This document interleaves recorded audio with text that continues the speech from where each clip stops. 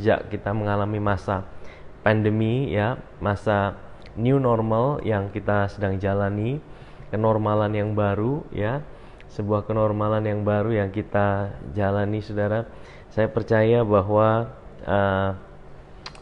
ada sesuatu yang besar yang sedang terjadi dan sedang terjadi di dunia ini saudara, dan saya percaya bahwa goncangan apapun juga itu Tuhan sudah tahu, dan Tuhan tidak pernah terkejut dengan apa yang terjadi hari-hari ini. Ya mungkin kita terkejut, mungkin kita tidak pernah mengalaminya, tapi kita punya Tuhan yang sudah tahu akan segala sesuatu. Oleh karena itu kita mesti lebih fokus dengan Tuhan, kita fokus untuk selalu dengar tentang Dia, karena kita tahu bahwa Dia adalah Tuhan yang selalu punya rancangan yang terbaik buat hidup kita. Amin. Puji Tuhan ya. Dan kita sudah selalu bicara, kita dengar tentang Yesus. Saya percaya waktu kita selalu merenungkan tentang Tuhan, merenungkan tentang kasih Tuhan, kita mungkin tidak tahu segala sesuatu. Mungkin kita tidak tahu bagaimana jalan keluar buat persoalan kita, masalah kita. Tapi yang saya percaya adalah waktu kita dengar tentang Yesus, waktu kita dengar tentang Dia, Roh Kudus itu akan mengubahkan kita ya. Nah, kita hari-hari ini lagi bicara tentang pribadi Roh Kudus, seperti tadi yang saya sampaikan bahwa 1 minggu ini saudara, ini adalah masa dimana seperti menantikan Roh Kudus. Tapi saya mau bilang bahwa hari ini kita tidak sedang lagi menantikan Roh Kudus ya. Karena apa? Ya mungkin bagi pesan Tuhan bagi gereja, bagi murid-murid pada waktu sebelum Dia naik, nantikanlah Roh Kudus ya. Tapi bagi kita hari ini saudara, gereja Tuhan, saya mau bilang satu kebenaran ini, bahwa Roh Kudus itu sudah ada dalam kita saudara. Ya, Roh Kudus itu sudah tinggal di dalam hidup kita. Waktu kita percaya kepada Yesus, yang bisa buat kita percaya juga itu adalah Roh Kudus. Ya, yang bisa buat kita percaya itu adalah Roh Kudus. Dan waktu kita lahir baru, Bapak Ibu Saudara, ya, ini satu kebenaran, karena hari ini kita akan membahas tentang, kita akan bicara ya, kita santai aja, tapi memang ini ada sedikit pembelajaran juga, dan ini satu hal yang menurut saya sangat penting, yang sangat menjadi dasar daripada apa yang kita percaya tentang Tuhan saudara. Nah saudara, hari ini saya akan bawa kita melihat karya Roh Kudus ya di dalam kitab Roma pasal yang ke-8 saudara. Nah kalau kita melihat saudara, nanti saya akan bawa kita lihat sebelum Roma pasal 8 itu hanya satu kali saja karya Roh Kudus itu dinyatakan, yaitu Roma pasal 5. Kalau saudara baca Roma pasal 5 ayat yang kelima, itu dikatakan Roh Kudus itu mencurahkan kasih Allah di dalam hidup kita ya. Roh Kudus mencurahkan kasih Allah dalam hidup kita. Jadi salah satu karya Roh Kudus itu adalah Roh Kudus itu mencurahkan kasih Allah dalam hidup kita. Tapi saya mau bilang dulu begini saudara, Roh Kudus itu adalah seorang pribadi ya. Kalau saudara belajar, dia adalah salah satu pribadi dari Tritunggal. Apa yang kita percayai ya, sekalipun ada penafsiran, ada yang mengajarkan bahwa Tritunggal itu ya tidak ada. Memang secara tertulis ya tidak ada kata Tritunggal di dalam Alkitab. Tetapi ada banyak tersirat yang disampaikan dalam Alkitab itu pribadi tentang Bapa, Anak, dan Roh Kudus. Dan kita percaya itu Allah kita adalah 3 pribadi dalam satu dan satu di dalam 3. Untuk menjelaskannya memang susah untuk menjelaskan secara detail, karena kita tidak bisa menjelaskan tentang Tuhan itu dengan otak kita yang terbatas ini, Bapak Saudara ya. Nah, tapi yang kita percaya bahwa Dia adalah Allah Tritunggal saudara ya. Nah, kemudian apa? Kalau kita pelajari Bapak Saudara, Dia adalah seorang pribadi. Dia adalah pribadi karena Dia bisa bersedih juga. Ya, kalau kita belajar dalam kitab Yohanes pasal 14, dia bisa mengajar ya. Dia bisa berduka. Nah, dia adalah seorang pribadi. Nah, hari ini saya mau bawa kita melihat saudara ya, di dalam kitab Roma pasal 8 itu baru banyak sekali karya Roh Kudus di situ. Nanti kita akan lihat satu-satu sambil kita baca ayat per ayat saudara. Tapi saya ingin bilang gini ya, sebelum Roma pasal 8 itu ada Roma pasal 7 dan Roma pasal 6. Nah saudara, kitab Roma ini adalah surat yang ditulis oleh Rasul Paulus kepada jemaat di Roma. Saya harus tahu bahwa ini adalah, kalau saya mau bilang ini dasar ya, ini adalah doktrin yang dasar yang kuat sekali tentang pengajaran Kristen, itu ada di kitab Roma saudara, surat Roma ini saudara. Nah saudara, kalau saya mempelajari Roma pasal 6 saudara, Roma pasal 6 itu Rasul Paulus menuliskan tentang mati dan bangkit bersama Kristus. Ya, jadi dia tuliskan begini, barang siapa yang mati, maka dia juga akan bangkit bersama Kristus. Nah, dijelaskan mengenai kematian dan kebangkitan bersama dengan Kristus. Dia jelaskan bahwa kehidupan kekristenan itu bukanlah kehidupan yang diubahkan, saudara. Saya mau bilangin, saudara perhatikan. Kehidupan kekristenan itu bukanlah satu kehidupan yang diubahkan, tapi kehidupan yang ditukar. Ya, ditukar maksudnya apa? Maksudnya kehidupan lama kita, manusia lama kita itu ada di dalam Adam. Dan manusia lama kita ini tidak bisa diperbaharui, tidak bisa diperbaiki. Yang satu-satunya jalan adalah dia harus dibunuh. Dia harus dibunuh mati di atas kayu salib. Ya.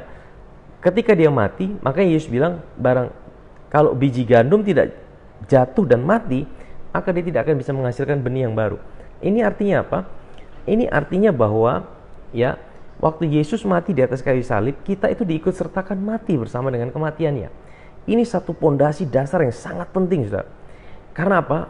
Karena kalau kita tidak mengerti ini, kita seolah kita berkata bahwa kita masih harus mati. Saudara, kita tidak bisa mati lagi, saudara.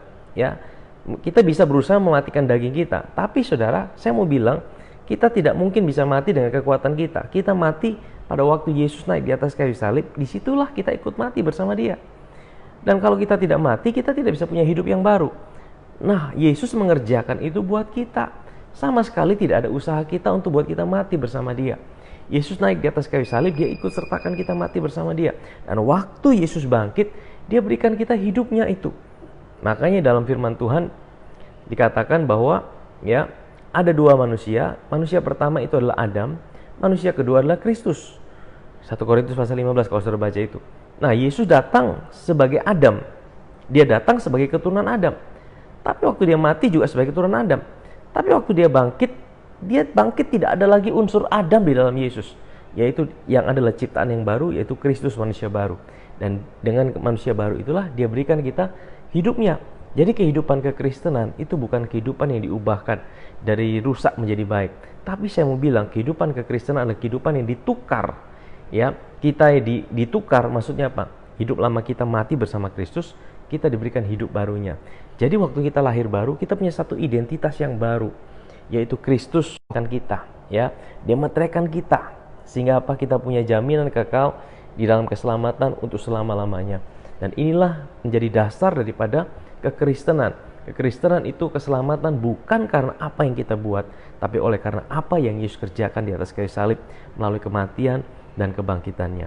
Dan perbuatan kita itu semuanya merupakan ucapan syukur atau merupakan respon dari apa yang dia sudah kerjakan dalam kehidupan kita. Nah, saya mau bawa kita melihat, saudara, Roma pasal 6, mati dan bangkit bersama Kristus. Roma pasal 7, saudara, ini Paulus sepertinya bergumul dengan dosa. Ya, Paulus bergumul dengan dosa. Memang ada yang menafsirkan seolah-olah dia belum lahir baru, tapi yang saya percaya bahwa di Roma pasal 7 sebenarnya dia sedang gambarkan pergumulannya dia sebagai orang Kristen yang lahir baru, ya, tapi dengan satu pemahaman yang salah tentang Tuhan. Kalau saya mempelajari ya, sekitar tahun 30-an dia berjumpa dengan Tuhan, kemudian dia sempat pergi ke tanah Arab, dia mengalami proses perjalanan kerohanian bersama dengan Tuhan. Saya percaya, saudara, bagaimana dia bisa tulis kitab-kitab ini, karena dia mengalami sebuah perjumpaan, ya. Rasul Paulus ini adalah rasul yang menulis 3/4 perjanjian baru, dan dia menulis tentang kasih karunia Tuhan yang begitu dahsyat, saudara. Ya, tidak bisa dibandingkan dengan rasul-rasul yang lain, saudara. Tulisan-tulisan Paulus inilah yang hari ini menjadi dasar daripada kekristenan kita, saudara. Nah, saudara, saya percaya dalam Roma pasal 7 itu adalah sebuah pergumulan yang Rasul Paulus hadapi, saudara. Dia sebagai orang yang lahir baru, tapi kemudian dia masih dalam mindset hukum Taurat, saudara. Dia adalah ahli Taurat. Dia adalah orang yang sangat terdidik di dalam hukum Taurat, saudara. Dia menguasai 613 aturan hukum Taurat, maka dia bilang, dalam hal mentaati hukum Taurat aku tidak bercacat, saudara. Artinya dia bilang, aku sungguh-sungguh nih lakukan ini. Nah, saudara, saya bayangkan dalam konsepnya dia udah mengalami perjumpaan dengan Tuhan. Tapi dalam hidupnya sendiri dia masih melihat Tuhan itu sebagai Tuhan yang menuntut dia untuk bisa lakukan semua itu dengan sempurna. Makanya kalau saudara temukan dalam Roma pasal 7, saudara, dia bilang gini, aku tahu dalam hatiku, dalam manusia rohku, aku pengen lakukan yang baik, ya. Aku tahu mengingini barang orang lain itu dosa. Ya, jangan mengingini, ada perintah jangan mengingini, dia tahu. Tapi semakin dia tahu dia tidak boleh mengingini, tapi perintah itu membangkitkan dosa dalam kehidupannya, membangkitkan keinginan. Jadi dia bergumul sampai di satu titik dia bilang, aku manusia celaka. Siapa yang bisa tolong aku? Aku manusia celaka. Saudara kita hari ini sedang bergumul. Ya, kita tahu perintah Tuhan, kita tahu ya aturan-aturan yang ada, tapi kita masih bergumul. Tuhan, aku tahu aku harus lakukan yang baik. Tuhan, aku tahu aku harus lakukan yang baik, tapi aku tidak mampu Tuhan. Aku tidak mampu Tuhan. Nah, kalau saudara bilang seperti itu, berarti saudara juga alami pergumulan yang sama dengan yang Rasul Paulus alami, saudara. Ya, yang Rasul Paulus alami. Rasul Paulus dia sudah ngalamin ya kelahiran baru, tapi dia ngalamin pergumulan. Bagaimana dia bergumul dengan dosa. Dan dia bilang, aku manusia celaka. Tapi puji Tuhan, di ayat yang terakhir dia katakan, siapakah yang dapat melepaskan aku dari tubuh dosa ini? Nah, saudara, di dalam Roma pasal 8 itu adalah jawaban. Roma pasal 8 itu adalah jawaban dari pergumulan dalam Roma pasal 7, saudara. Saya akan bacakan Roma pasal 8 ya. Ayat yang pertama kita akan melihat dan kita akan melihat karya Roh Kudus di dalam pasal ini, saudara.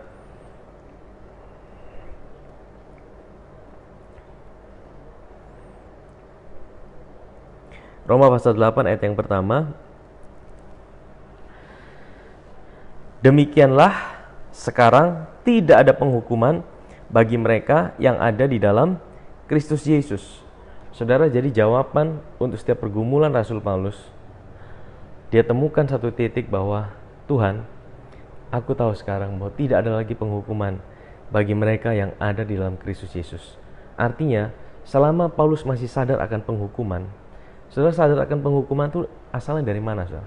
Asalnya dari hukum Taurat. Karena hukum Taurat itu membangkitkan murka, ya. Orang yang hidup dalam hukum Taurat, mereka selalu memandang bahwa Tuhan adalah Tuhan yang siap menghukum mereka.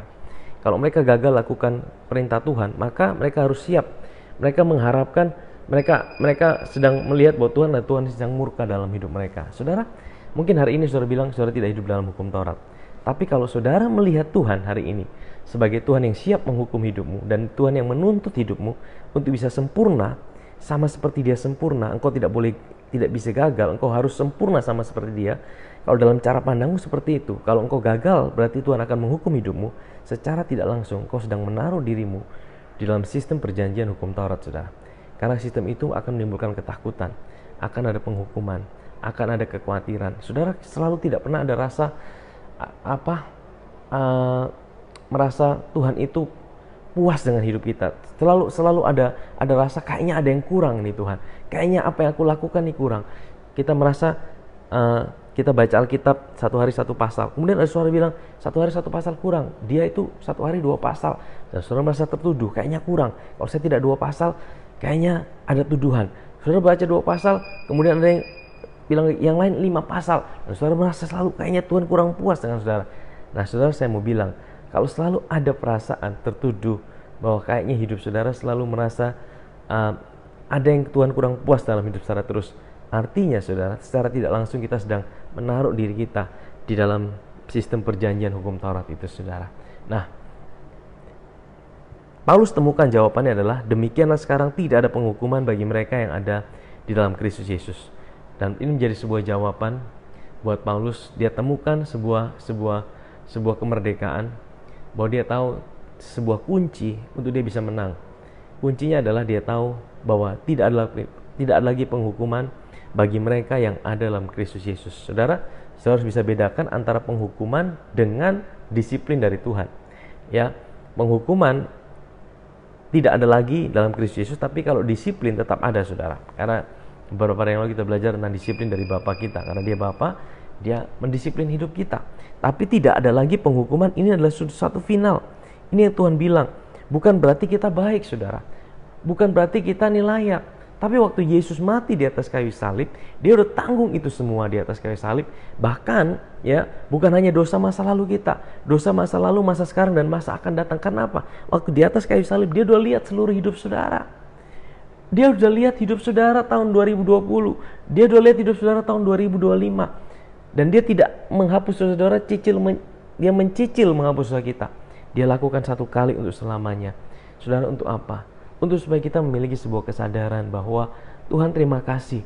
Aku tahu Tuhan, hari ini tidak lagi penghukuman bagi aku dalam Kristus Yesus. Bukan supaya aku hidup sembarangan, tidak saudara. Tapi supaya aku memiliki sebuah kepastian bahwa Tuhan, apapun keadaanku, Engkau selalu ada buat aku. Ini bangun sebuah kesadaran akan cinta Tuhan. Nah saudara, ayat yang kedua, kita perhatikan. Di sini dikatakan roh huruf besar, ya. Roh huruf besar itu Roh Kudus, saudara. Mulai masuk di sini. Roh Kudus yang memberi hidup telah memerdekakan kamu dalam Kristus dari hukum dosa dan hukum maut. Ya, Roh Kudus, dikatakan Roh Kudus yang memberi hidup. Jadi saudara, hari ini kita punya hidupnya Kristus, Zoe, ya. Dan Roh Kudus juga ada dalam hidup kita. Dan dikatakan bahwa telah memerdekakan kamu dalam Kristus dari hukum dosa dan hukum maut. Hukum dosa berkata setiap dosa harus dihukum. Hukum maut berkata setiap dosa harus berujung pada maut. Tapi Roh Kudus yang memberikan kita hidup telah memerdekakan itu. Artinya, ya, Roh Kudus itu akan kasih tahu kita, ya, bukan kepada maut, ya, tapi dia akan kasih tahu tentang kebenaran kita dalam Kristus. Kalau saudara baca dalam Yohanes pasal 16, kalau Roh Kudus itu datang, dia akan menginsafkan dunia akan dosa. Bagi orang yang belum percaya, dia akan ingatkan bahwa mereka butuh Kristus untuk bisa mengampuni dosa mereka. Tapi buat kita orang percaya, Roh Kudus akan mengingatkan kita akan siapa kita dalam Kristus, identitas kita, siapa kita adalah orang benarnya Tuhan. Nah, ayat yang ketiga, sebab apa yang tidak mungkin dilakukan hukum Taurat, karena tidak berdaya oleh daging, telah dilakukan oleh Allah, ya. Dengan jalan apa? Mengutus anaknya sendiri dalam daging, yang serupa dengan daging yang dikuasai dosa. Karena dosa, ia telah menjatuhkan hukuman atas dosa di dalam daging. Jadi katakan bahwa, ya, setiap manusia tidak bisa lakukan hukum Taurat. Oleh karena itu Yesus harus hadir sebagai manusia dalam daging, dan kemudian dosa itu dihukum di atas Yesus sebagai manusia, supaya tuntutan hukum Taurat digenapi dalam kita yang tidak hidup menurut daging, tapi menurut roh. Siapa yang menggenapi? Bukan kita, tapi Yesus yang menggenapi di dalam kita, ya. Nah, ayat yang kelima, sebab mereka yang hidup menurut daging memikirkan hal-hal yang dari daging. Mereka yang hidup menurut roh memikirkan hal-hal yang dari roh. Nah, saudara perhatikan, ada keinginan daging, ada keinginan roh. Ya, kita harus bisa bedakan apa itu keinginan daging. Nah, dalam konteks ini saudara, keinginan daging itu bicara tentang sesuatu yang kita lakukan dengan kekuatan diri kita sendiri. Kekuatan diri kita sendiri. Saudara tahu, waktu manusia itu, seseorang menerima Yesus sebagai Tuhan dan Juru Selamat, ya, manusia lamanya sudah mati. Manusia lamanya sudah mati. Dia tidak ada lagi, kita tidak lagi ada dalam manusia lama. Kita punya kehidupan yang baru, kita punya identitas yang baru dalam Kristus. Tetapi masih ada yang namanya sifat-sifat daging. Itu warisan daripada manusia lama. Itu yang melekat dalam kita selama kita masih ada di bumi.